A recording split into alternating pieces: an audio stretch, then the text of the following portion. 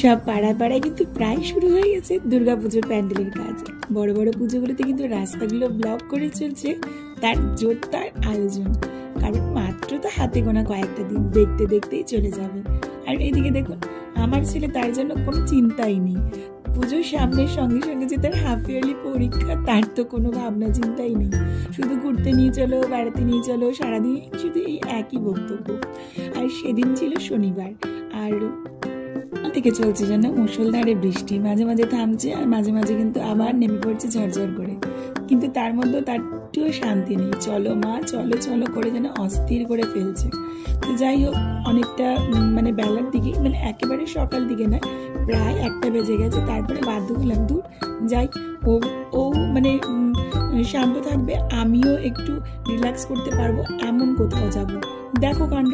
আর সেদিনকে যেহেতু দুপুর হয়ে গেছিল, প্ল্যাটফর্মে এসে দেখছি এই পাশের প্ল্যাটফর্মটা পুরো খালি, আর আনন্দে সে এরকমভাবে নেচে বেড়াচ্ছে। আমি বললাম এটা কি হচ্ছে? আনন্দ আনন্দ, তাই জন্য নাকি সে এইভাবে নাচছে। তো যাই হোক, ও ওর মতো নাচুক। আর এদিকে আমাদের ট্রেনটা প্রায় অ্যানাউন্স করেই ফেলেছে। তো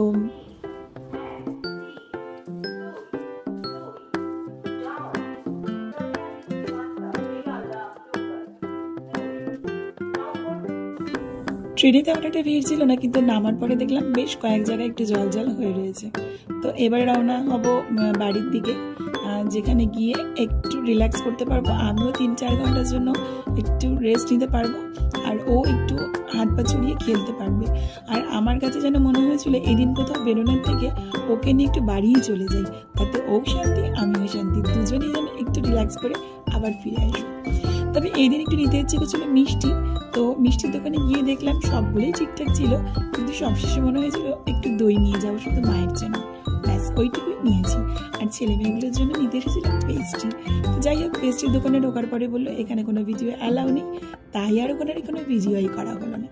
তারপরে চলে এসেছিল আমাদের রথ। আসলে আমার ছেলে বলে এটা নাকি ওর রথ, আমার ভাই এসেছে আমাদেরকে নিতে। একটুকুনি রাস্তা হেঁটে চলে যাওয়াই যায়, কিন্তু ওই যে ছেলে হাঁটবে না মোটে, তাই ভাইকে ডেকেছিলাম, আর ভাই এসেছে নিতে। আর সেদিনকে হঠাৎ করে যেহেতু গেছি বাড়িতে, বলাও ছিল না, তো গিয়ে দেখলাম আমাদের মহারানী দেখছেন টিভি, আর টিভিতে চলছে এরকম একটা নাচ, কি পেকো হয়েছে। আমি বললাম কে এটা? তো বললে সালমান খানের তাকে মানে নাচ চলছে, তুমি দেখো পিপি। তো যাই হোক, ওরা ভাই বোন তো একটু ওইভাবে দেখুক। আর যাওয়ার সঙ্গে সঙ্গে বসে পড়েছিলাম খেতে, যেহেতু হঠাৎ করে খেয়েছিলাম, সেভাবে কিছু রান্নাবান্না ছিল না, প্লেন একদম ফ্রাইড রাইস আর মাংস কষাই করা হয়েছিল। আর গিয়ে সেভাবে পরিপাটি কিছুই নয়, গিয়ে ছেলেও হাত পা ধুয়ে ড্রেসটা চেঞ্জ করে বসে পড়েছিল।